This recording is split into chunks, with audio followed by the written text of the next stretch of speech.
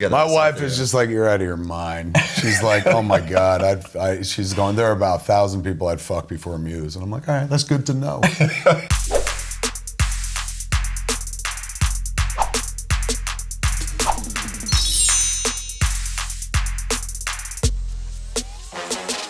Welcome to Real Talk here on Enemy, and we are here with actor, director, writer, comic author, comic store owner. Keep them going, I like all those titles. 90s legend, oh my Lord, that's a new one.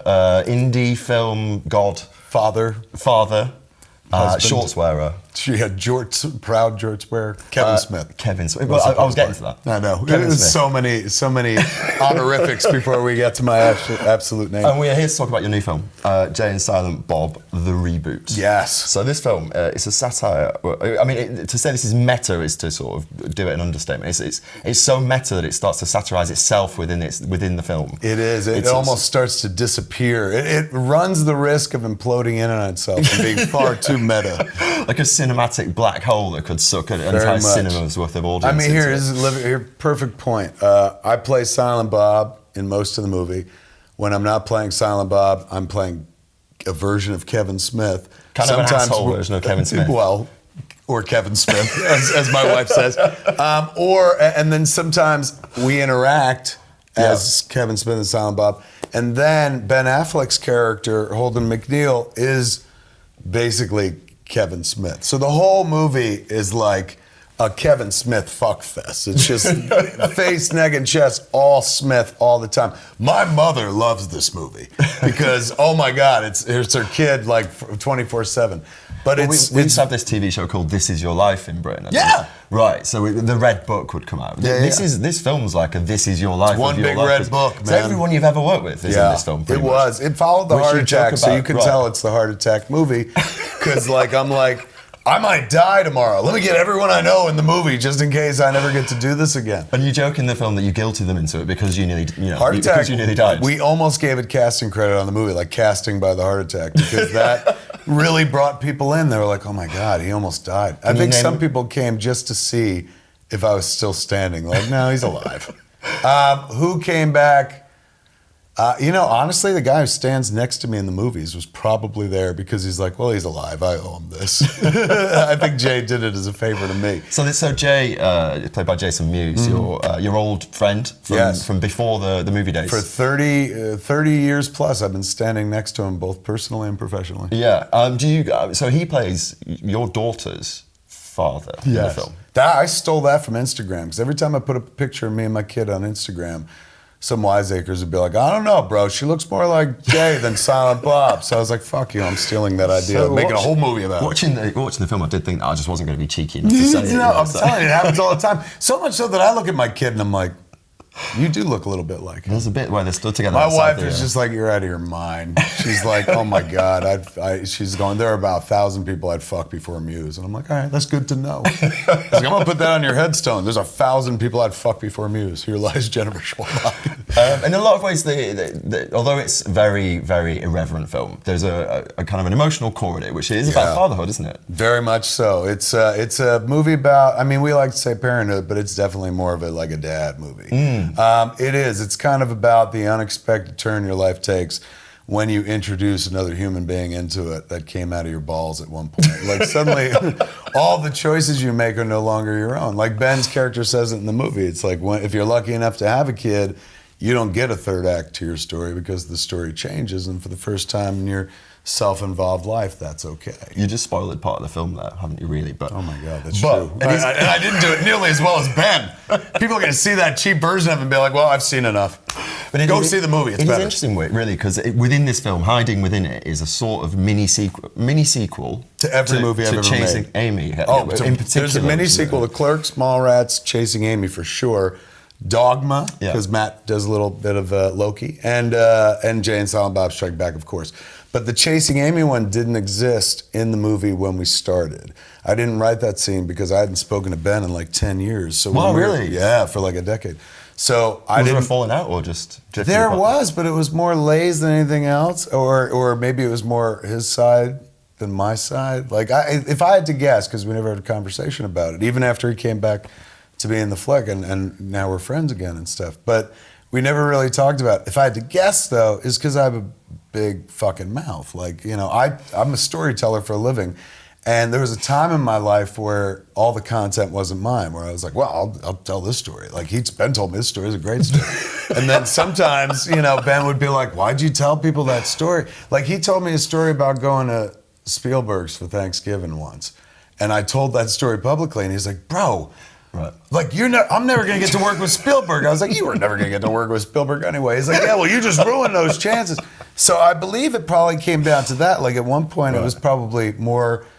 not dangerous, but more of a liability to know me than to not know Maybe me. he's never forgiven you for Jersey Girl, which, judging by the script of this film, neither of you. There's that, I know. I do. That's a good point. I hadn't thought about that. He's just holding out because of Jersey Girl. But he did. I hadn't spoken to him in a decade, and because of like another entertainment journalist, a guy named Kevin McCarthy, he did a junket interview with Ben while Ben was making, for this Netflix movie, Triple Frontier. And we were making Reboot at the same time.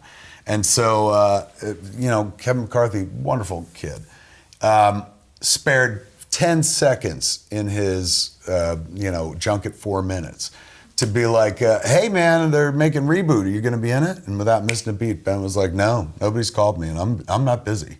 And so everyone in production was like, did you see that? Did you see? He's trying. He said he'd do it. And I was like, he's just being polite. But Muse harassed me into reaching out to him. He was like, I think he's sending a coded message. So I said, I'll tweet him. Yeah. And I went to tweet him, but then... Sending up the bat signal in a way. In a bit. And I was doing it publicly because then like I figured like, well, he can't say he didn't see it and stuff. But then Jordan, Jason's wife, who you know, produces our movie, and she produces Jason's offspring and his life as well. She was like, let me see that. She's kind of the adult in the room. And she was like, this is so tacky. Why would you do this publicly? Reach out to the guy like on Twitter. Why don't you text him? I was like, I don't know. I got 4 numbers. They're all old. I ain't called them in a while. I don't know if any works. She's like, well, try one. So I said, all right. And I reached out and I tried one. And I said, this still you?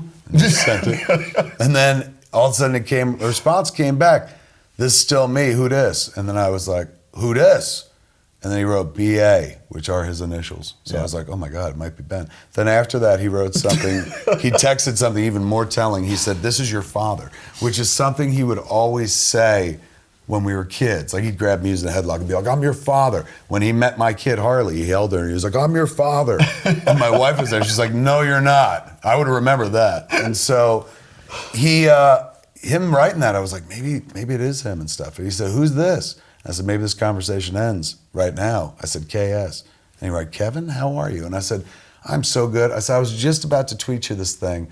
I said, I'm going to copy and paste it here, dump it in your text instead. And I had written, Dear Ben Affleck, because it was Twitter, that's his name. Mm-hmm. I would never call him Ben Affleck. I would have been like, Dear Ben. But Dear Ben Affleck, I said, we're having a blast in the past down here in New Orleans, making Jay and Silent Bob Reboot. Wish you were here. I said, but ever since the heart attack, I don't wish for anything anymore. I just ask. So I'm going to just put it on Front Street. Will you please come down and play with us? It would be amazing to hang out with you again. Everybody here is having a blast, and you're missing. We need you, and I would love to see you again. I said, I quote the good King Osric from Conan the Barbarian. That's how serious I was. I quoted Conan. And when I say, there comes a time, thief, when the jewels cease to sparkle and the gold loses its luster and the throne room becomes as a prison and all an old director wants to do is make pretend with his old friends. And so I hit send. And when I hit send, I realized I ain't spoken to this motherfucker since I became a stoner. So he's not going to understand where any of this is coming from and be like, what? And probably bury his phone in the yard and be like, I knew I shouldn't have responded to this guy. But instead, he wrote back the most Ben Affleckian thing he could. He wrote back, he goes, I find it so telling that you still think of yourself as a king. So he goes, where are you? I'll come do it. And he was like, are you at CBS Radford? Because we shot the first one in Los Angeles. Second one we shot in New Orleans. So Even I was like, harder to get people to travel there. Way harder. You would think, but then it didn't wind up being that bad. Like I was like, we're in New Orleans, you're going to have to make a trip, man. And he was like, all right, I'll do it. What am I doing? What am I playing? And we were in the last week of production. So all the roles were taken. So I was like, how about you want to play Cockknocker? And he's like, Cockknocker? I thought Mark Hamill played that role. I said, yeah. He goes, he's not doing it again? I said, well, that's the difference between 2001 when we made Jay and Silent Bob Strike Back was there were no more Star Warses. He was on the skids. Oh, well, not skits, but he had some free time on his hands. Yeah. As it now, 2019, all the Star Warses. So when we reached out to Mark was like, the Empire won't let me. So I was like, the part's open for you. And he was like, all right, I'll do it. And then I thought about it for a night, and I texted him the next morning because I was like, this guy, you ain't seen him in 10 years. He coming down to play and you're going to stick a giant rubber fist on him? I was like, try harder. So I texted him the next morning. I was like, hey, man, what about instead of Cockknocker, you play Holden from Chasing Amy? Because Holden co-created Blunt Man and Chronic. The third act of the movie takes place at Chronicon, so it would make sense that your character's there. And he wrote back, he's like, yes, I'd much rather do that than punch people in the dick, of course. So then he came out to play. It was so nice. And New Orleans Orleans rounds the film off that. That is a buddy story worthy of one of your films, I would say. You could make a whole movie about that. Maybe one day when we're like old or dead, somebody will tell our story. Probably not. They'll probably tell Ben and Matt's story. Well, maybe. Yeah. I might be an adjunct. In the interest of ruining that friendship again, what did you make of him as Batman? I loved him as Batman. I thought he was physically he looked the part. Come on, that one scene where he trashes 6 people when he comes through the floor and stuff like that. It looks like a Batman video game. But more importantly, you don't have to sell Batman because the suit sells Batman. And let's be honest, the stunt person sells Batman because it's a lot of this. What you got to sell is Bruce Wayne. And he nailed Bruce Wayne because he is Bruce Wayne. So how about our Pats? He's a bit weedy for Bruce Wayne, isn't he? No, he can be good, man. Look, you think about it, in the comic books, a bunch of different artists have drawn Batman. Sometimes they draw him thick, like Mike Mignola draws him. Sometimes they draw him real thin, like Kelly Jones draws him. So you can get away with any size Batman. And our Pats, give credit where credit's due. After all the sparkly vampire movies, Homeboy went actor hard. Right, that's true. He'd only been in films, like a Cine East and stuff. So the fact that he's come back round to being a mainstream movie, it's not like he's some dilettante going, where's the next big check coming from? This guy paid his dues. He always seemed embarrassed by the Twilight stuff, which he shouldn't be. I wonder if there's more or less pressure on who's playing Batman next because of what's happened with... I bet you less. I bet you I think so. Yeah. I think he's going to have an easier time of it. Like when they first announced, or there were rumors first, rumors of wars, that it might be him. The internet didn't go negative. Some people were like, what? But some people were like, that's interesting. I think he's going to have an easy go of it. This is something that's sort of touched on in the film, really, is reboots being fan service. This is you've essentially intentionally remade Jay and Silent Bob Strikes Back. To some degree. I try.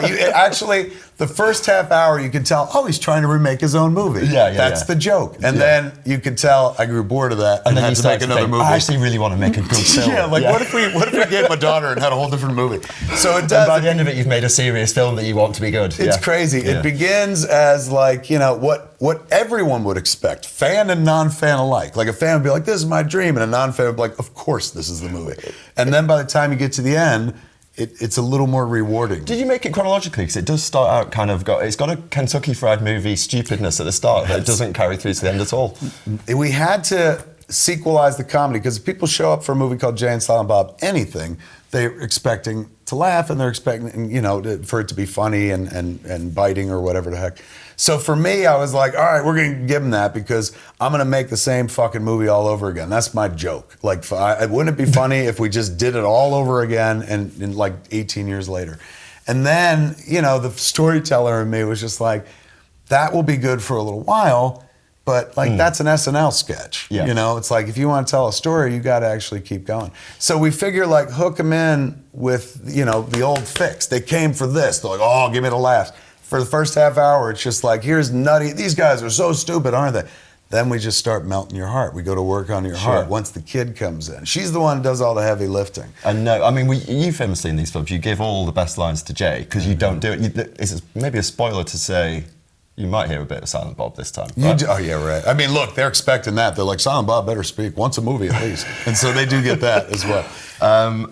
Did you? So it's a very expressive role for you because it's all in the face. Did you find that it was harder, there's a lot less of Kevin Smith than there used to be. Yeah, there is a little less. With the change in physicality, did that make it difficult to play Silent Bob this time? No, but if you look at the coat just makes you big regardless, right? So I got the layer, that'll help. But if you look at my performances through all the movies, if you ever bothered, Clerks, there's no performance. I'm literally just standing there, literally being Silent Bob. There's no facial work or whatsoever. Mallrats gets a little bit more. I'm like, well, if you're gonna be quiet like Harpo Marx, he did stuff, so do stuff with your face. Chasing Amy, you could see that I'm trying to get back to the integrity of Clerks. So like we even make jokes about how Mallrats Jay and Bob were different from Clerks Jay and Bob. Then in Dogma, I start acting, where I'm like, wow, I'm in the movie a lot, and there are very famous people. There are great actors like Alan Rickman. I can't just be blank face, so I better be like this. So my face I become alive in that movie. Jay and Silent Bob Strike Back, even more so. Then Clerks 2 was the last one we did. That was like 12 years ago. So when I came back to this, I come to this with the benefit of watching all those movies for years, not like living them and making them one by one. I'm like, oh, so I know how to build a better mousetrap now. So this Silent Bob is like insanely expressive. Match this performance to Clerks and you'll be like, what happened? This guy's a ham bone. You said you've become a stoner recently as well. So. Within the last, 12 years now. So in a way, this is, so Silent Bob, obviously a big stoner. This is the first time you've gone method. Even better than that is, this is the first true stoner movie I've ever made. For years, people are like, oh, he makes them stoner movies. And I was never a stoner.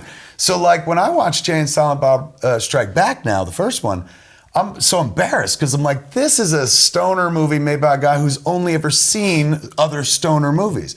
Reboot is a true stoner movie. It is just, it's dipped in distillate and wrapped in keef, man. It just smells loud from across the room. So you know it's a stoner movie and stuff.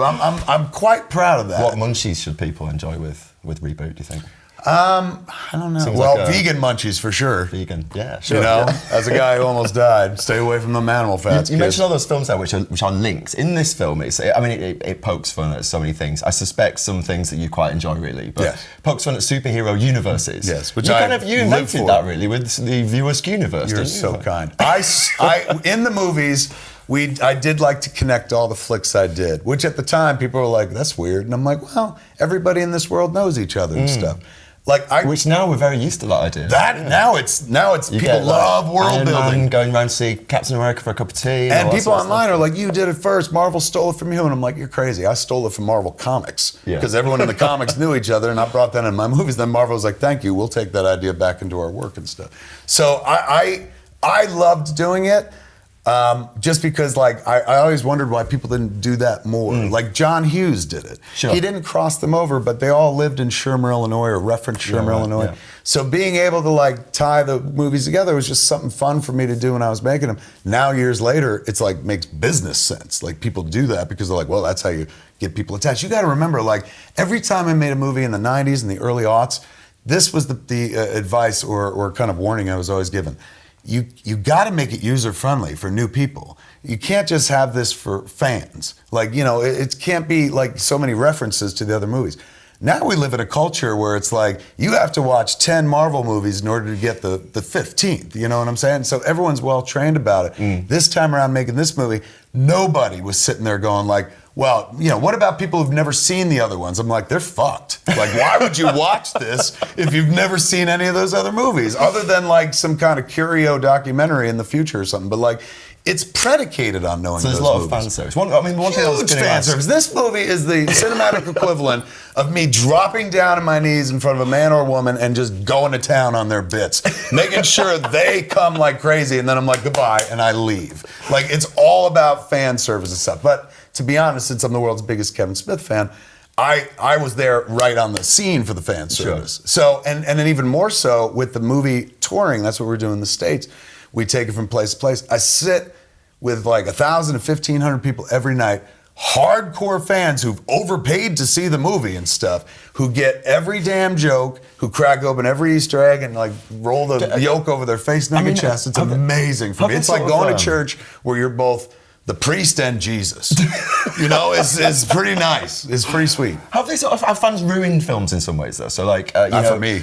My fans made them. Thinking about things like the Justice League films now, they're just they're constantly going, give us the Snyder cut, and Sonic gets when they put the trailer out and then people go, I don't like it. Go and make it again. I'm all for that crowdsourcing your art when you're working at that level. So it's like an ultimate focus group every time you do it. Absolutely. And think about those studios have overpaid for years to get that kind of, glean that kind of information to make it better, a better mousetrap so that people keep buying it.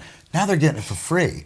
And on the surface, they're like, oh, these people and all their desires. But secretly, they're like, yes, that's absolutely right. We're going to write that down. This is a good idea. Because a good idea is a good idea. So Justice League, or people going, I want the Snyder cut. I love that. Why wouldn't they put that out there? Sure. Here's one more way for them to make revenue, and in a world where they're about to launch HBO Max, smells like that's what's coming. Like in a world where Gal Gadot and Ben Affleck were like, release the Snyder Cut. Something's in the air.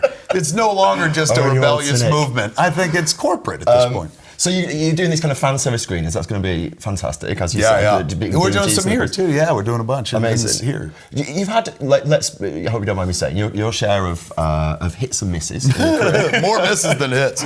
You've been, the past 10 years, you've really been kind of serving Kevin Smith a lot with yoga hoses. To be honest, for the past 25 years, I've been serving Kevin Smith. Do you have any desire to do that big, serious film like now, or the Oscar film, or to do one of the big blockbuster superhero films? No, I love watching that stuff. Like the Marvel movies are, when people come to me and they're like, oh my God, your movies mean everything to me. They get me through problems. Whenever I'm blue, I put on Clerks. That's how I feel about the Marvel movies. So I understand the compliment coming to me. And I never met any of those people coming up to me and be like, I love your movies so much. Can I make Clerks? That would be the equivalent of me going, I love these Marvel movies. Can I make one? I don't need to make everything. Like, I wasn't born to be a filmmaker. I got lucky, I made Clerks, it worked out. So, like, I don't have a vision. Like, I'm not a visionary director by any stretch of the imagination. If you want me to make a Marvel movie where they sit around and talk about the last 20 Marvel movies, I am your man. But if you want to see some, like, eye candy and things exploding and action, like, I'm so not your guy.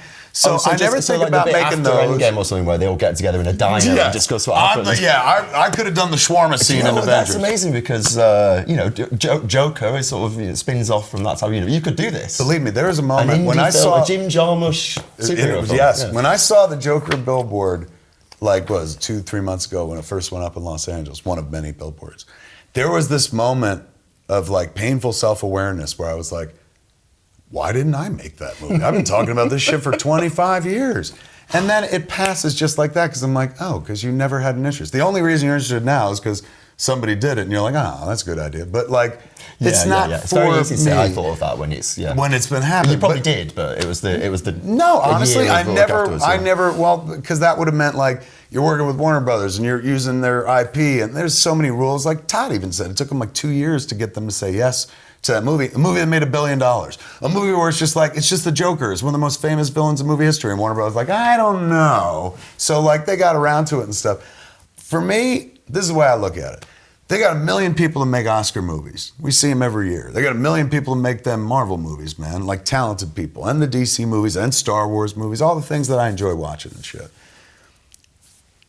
Ain't nobody lining up to make a Kevin Smith movie except Kevin Smith. No one could. That's it. Like I'm breathing rarefied air. So I could either go compete in another arena where I'm fighting with one hand tied behind my back and one leg like lifted behind my ass, or I can go to my own arena where I'm like got all my appendages plus 6 more.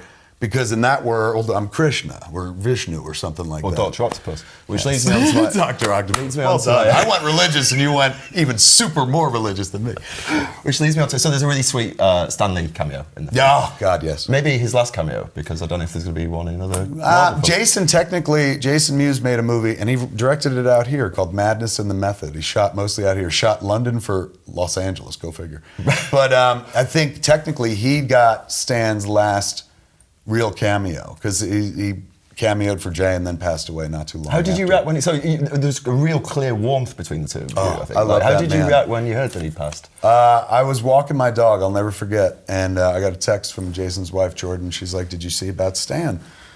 And before I answered her, I immediately Googled Stan Lee, and all of a sudden all the articles came up. And it was difficult. He was honestly one of the best people I ever met in my life. Role model in many ways. The reason I get to be me is because he chose to be him professionally. Stan Lee created so many wonderful characters, and we're seeing them all come to life in the movies now. But the greatest character he ever created was Stan Lee. Sure. And so in that clip in the movie, like which happens at the end, and it has nothing to do with anything except I'm interviewing him on the IMDb boat at San Diego Comic-Con a few years ago, talking about, hey, we're gonna make Reboot next and stuff. And so we do this little scene, and in the middle of it, he just cracks himself up. He ain't laughing at me, he cracks himself up. And for that one brief shining moment that he cracks himself up, you see not Stan Lee, who we all know and love, but Stanley Lieber. You see the guy before that guy, the guy who created that guy. Because when you laugh, you know, we present who we are to the world, but when you laugh, there's all pretense goes away and you're not really in control of your faculties, even sometimes physically, you're laughing so hard. That's when you can see a true individual, not the person they present. And in that moment, when he cracked himself up, you saw the boy, Stanley Lieber, who was like, oh, I want to be a writer. And he didn't dream about writing comics. Oh, somebody should do it, but not me. You should, really? No, God, no. That's way too much like pressure. 2 years of a life. If you gave me like 5 seasons of a TV show, maybe we can encapsulate a little about Stan, but like somebody's going to make the Stan movie, and it should be somebody very talented. And I can't wait to watch it and stuff, and maybe bitch if they get it wrong. Probably not Martin Scorsese. What did you make of his comments on the Marvel movies? I was going to segue that, wasn't it? That's a great segue. Martin's, Miss Martin, as if I know. I met him once, and he was so cool. We were coming out of Gangs in New York, me and my friend, and it was at a premiere at the DGA building, and all of a sudden I hear, Kevin, and I turn around, and fucking Martin Scorsese. I was like, hi, and he goes, what'd you think of the picture? I was like, oh my God, I loved it. Like, I loved the pigeon English that they were doing. Where'd you get that voice? He's like, we found old cylinders. And he started talking to me for 5 minutes. Wow. And I was like, am I dying? Why is this happening? And my friend was like, I talked about it the other day. My friend Vinny was there. And he was like, you don't remember that he said how much he loved Chasing Amy? I was like, fuck no. All I remember is like, Martin Scorsese's talking to me. So I've always loved the guy. He is cinema. Like, he is one of our greatest, if not our greatest American filmmaker and stuff. That being said, if I told Martin Scorsese musicals, that's not cinema. Martin Scorsese would eloquently and passionately explain to me why I was wrong. Because Martin Scorsese used to go watch musicals with his parents, with his grandparents. Whenever he went to the movies as a kid, that was there as part of his creative DNA. So much so that he made New York years later and stuff. So Martin Scorsese believes in the American musical as part of cinema. It is a true part of cinema history because it's tied in with his youth. I believe the comic book movie is a true part of American cinema history. Sure. It's tied into my youth. My father took me to see all the action movies in the 80s and stuff like that. Raiders of the Lost Ark, Empire Strikes Back. I sat next to my old man from the time I was 7 up until I was about 25. I'd go to the movies with him all the time and stuff like that. So when I go see one of those Marvel movies, they are so good and so exciting and so reminiscent of the movies that I grew up watching in the 80s that I sit there going like, this is incredible. This is, you know what? My old man, who's dead and has been gone for 15 years, is sitting right next to me right now. If I can feel the presence of my father in a movie theater watching a movie, that's evocative of emotion. That is the very definition of cinema. So he's not wrong. He just doesn't have that kind of glue. Just like if you talk to me about musicals, I was like, oh, they're all right. But like for him, it would be passionate. All right, but you wish they stopped singing sometimes. I'm okay with it. I'm like, La La Land really pulled it off quite well. I mean, and in a way, Civil War is a gangster film, isn't it? You wonder if you watched it in the right way, I would say.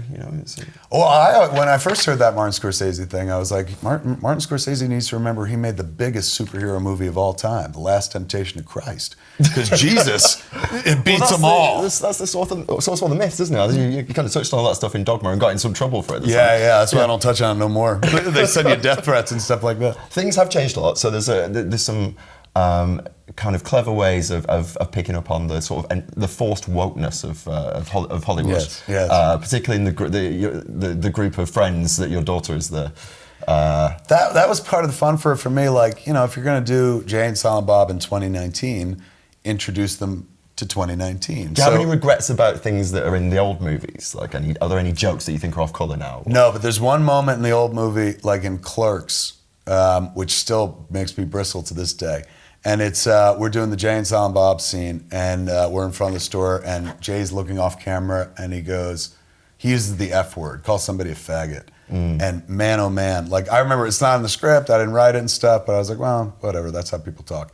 And now, whenever I watch that movie 25 years later, it punches you in the face. It sings out that word. He doesn't say it to anybody. It's not like, but it just really like kind of hits you in a way of like, oh my God, like really? That exists in this movie and stuff?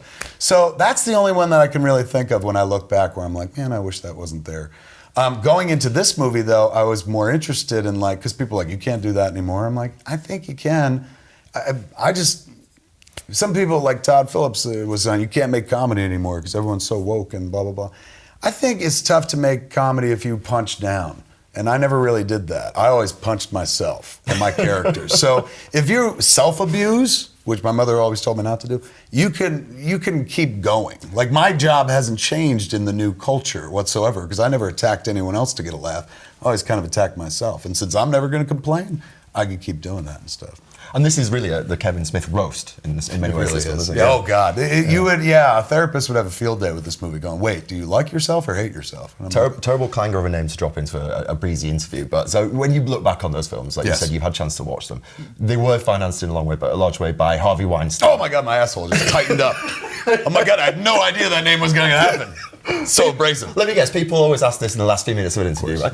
Not even the last few, usually up front. You were kind, you're like, let's have fun. Now I'm going to hit you with the HW. My question really, does it taint them for you in any way when you try a little and bit enjoy them? when the news first broke in the New York Times, the Me Too story, it really did, because you got to understand, like, I can't speak for the rest of the world, but I didn't work with the guy every day, but I worked at Miramax, and so he was involved. You're kicking yourself for not noticing anything. Never noticing. Who does that publicly? You know what I'm saying? Like that, you can't notice something like that. But like, it was so confounding, because all we ever thought about him was like, oh, he cheats on his wife. Like, he's a philanderer. People in the office knew that. Like, Harvey will step out on his wife. You saw him as a father figure in a way. So does that feed into the theme of fatherhood in this film? No, he has nothing to do with this movie. No, I mean the way that you think about fatherhood and No, well, hold on. Those are two separate questions. Let's finish Harvey before we start talking about fathers. Oh my God. Harvey making this movie was a nice way of reclaiming the characters. Kind of, because the first one doesn't have their names on it. Yeah. Because we made it by ourselves and Miramax picked it up. All the other movies we made under the aegis of Miramax and Weinstein Company, so Harvey and Bob's names are on all of them.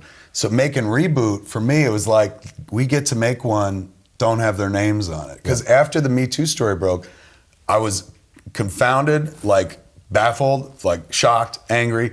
And at the same time, I'm like, ew, my movies are tied up with this. And it was really weird, because you got to remember, this was a guy who made all my dreams come true, and I paid no price whatsoever. I made a movie, he bought it, he put it out in the world, and I've got a career. So I always saw him as like, he's the doorway to everything I got. And then in reading all those stories, particularly the New York Times story when they broke it, you realize like, oh, everyone else wasn't as lucky. And not even as lucky in as much as they didn't get tapped. They weren't lucky in as much as they got assaulted in a lot of cases. Their dreams became nightmares. So for me, it was really, there was a period of like, you know, I don't want to be involved with these things anymore, or they're tainted and stuff like that. But you know, he didn't make them. His name's on them. It's difficult because you were a self-made person as well. So you sold your comic collection to make clothes. Yes. Well, I used to think of myself as a self-made person, but then I realized that, like, I made Clerks, that's fine. It don't see the world unless somebody picks it up. Sure. So like that guy who for years I was like, man, he made my career possible. Like overnight, through one opening of a newspaper, well, it was digital, I read it online. One opening of a phone and reading that article changed it completely to suddenly you were like, oh my God, like Jack the Ripper has been my boss and friend all this time. So it was, you know, confounding, and it was like, look, I'm not the victim here. There are plenty of people that are actually victimized. I just kind of felt like, oh man, like it's tainted now. So part of the reason making this movie was important was get them off of it altogether. You know, just to be like, that's great, yeah, and it really, really retouches every single character. The whole Clark's cast is there. Everything is the only joke we never make a Harvey Weinstein joke, because we're having like, who wants to unsettle anybody in the movie? You know what I'm saying? But we do touch on almost all aspects of my past and in film and personally criticism as well. of Chasing Amy in the sense of the LGBTQ that was amazing, stuff. because recently in the last like 2-3 years, Chasing Amy, which was my umbrella movie, that was the movie that like, no matter what I did, people would be like, well, this could be crap, because he did make Chasing Amy. That was the one the past film they let you off on. And then in the recent years, it's become more problematic for some folks and stuff. And so in making that little Chasing Amy sequel with Ben and Joey in the middle of Reboot, I kind of got to go and address the criticisms and accept them. Not like, hey, you're wrong. Like, you know, I literally get to have Joey say, this is always a story that would have been better told by a queer perspective or a woman's perspective, any perspective but a cis white male. And that was the first time we get to use the term cis white male in a movie, because we couldn't do that years ago. So no one knew what that meant. No, nobody knew what it was. So it was kind of sweet. It allowed us to, you know, because if you're going to do that scene, and we do a Chasing Amy sequel right smack dab in the middle of the movie and stuff, it's nice to clear the decks before the scene plays. And clear the decks meaning like, I am fully aware that this movie, for some folks, has not aged well. That being said, here are the characters 20 years later. And once you get past that, suddenly you're like, oh my God, it's a little warm, wonderful story. Like, I love the Holden scene because at the end of Chasing Amy, you felt bad for that idiot, where you're like, he fucked it up. He had love and he fucked it up and shit like that. And then you see him at the con and he gives her the Chasing Amy book, Joey's character, Alyssa, and you get the idea like, he might come around, because Holden was like a victim of himself, right? He considered himself very liberal, but at the end of the day, had kind of conventional, you know, square box thinking and stuff. So at the end of Chasing Amy, you're like, there might be hope for that guy. Then when you come to this movie, it's hope fulfilled. You're like, look how happy this guy is. Like, he didn't really, he saw Alyssa as like, I feel something powerful for this person. She's important to me, and since I'm a man and she's a woman, it must be a physical relationship. And their relationship transcends that to the place where like they're all involved in each other's lives. They're not romantically linked, but there's something stronger than romance or fucking. Like, he was right. Like, she was the woman who would change his life. You just spoiled the whole film. I know. I know. I'm not supposed to tell you. He's got a kid in the movie. It's so sweet. But they don't have sex because, you know, obvious. So, still watch it though. Yeah, it's worth it. There is a good line which I'm going to sum up. It's a good line to finish the interview with. It's one of his lines in this where he just sort of says, he's surveying his new empire, and he says, all of my own bullshit is back. As in back in fashion again. This is the moment that makes me cry in the movie every time. Every time when Holden goes, I'll probably cry now talking about it. Whenever he goes, now that all my childhood dreams are coming true, he goes, it's nice. But then he segues into like why the kid is more important. Every time I watch the movie, I break up at that moment, because that's like, whenever the flicks are all my childhood dreams come true. And in the beginning, I worked so hard to be like, considered seriously, and I'm a part of this indie film movement and stuff like that. And then you get older and you just kind of like let go of all those things that meant the world that you thought was your career. And then all of a sudden, like, you realize later on that like it's not this, it's not that. It's all of this, like, collectively. So I get insanely emotional when he says that shit, because that, like, Holden is the character that's closest to me. Yeah. So when he speaks, that's me speaking. And when Ben wasn't in the movie, it was weird because I wasn't in the movie, even though I was in every frame of the movie and stuff. But by having that character in the movie, that allowed me to kind of jump in there and say a bunch of things about like what I feel about all this, not just making the jokes. Bit of meta on top of it. Yes. I've used way too much time. You can have as much time as you want. All your shit was good, even the Harvey stuff. Thank you so much for your time, Kevin. Can I tell you guys a quick story? Real quick. So, yeah. So just today, I felt I was so fucking clever. I was saying to Megs, I was just like, NME. I get it. Enemy. And she's like, no, it's New Music Express. I was like, fuck. Did you guys ever, like, do you realize that NME is like, sounds like enemy, so is that kind of underground edge to it? Do you know that, or we do know it? Back in 1952 or whatever, I don't think that's why they came up with it. But I tell you, Ed Sheeran has a lyric on his album that says, "I've only got one enemy, and it's the NME." So there you are. Are you kidding? Thanks, Ed. Yeah. So Ed Sheeran figured this shit out before I did? Yeah. God damn it, he's always one step ahead of me. There we are. Thank you so much, man. That's fun.